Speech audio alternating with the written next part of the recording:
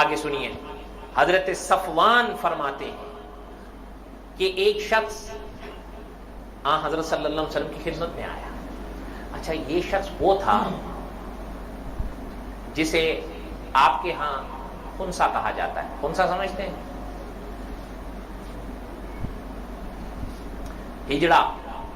آپ سمجھیں، میں یہ لفظ ادا نہیں کرنا چاہتا تھا تاکہ کسی کے اوپر یہ لفظ نہ ہو.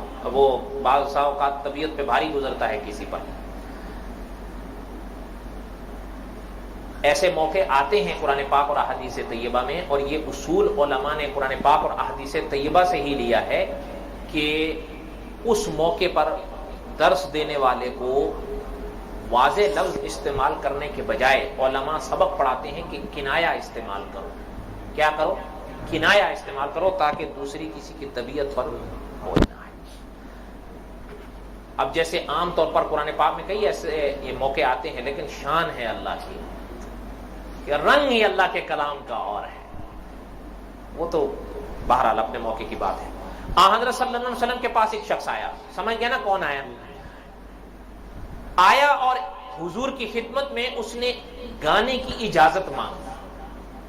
آپ صلی اللہ علیہ وسلم نے اس کو اجازت نہ دی.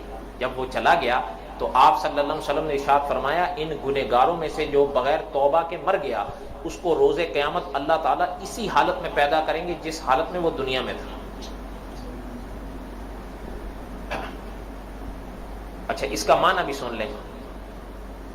یعنی یہ بے لباس جو لوگوں کے سامنے پردہ نہ کرے، جب بھی کھڑا ہوگا مرگی کا دورہ پڑ جائے.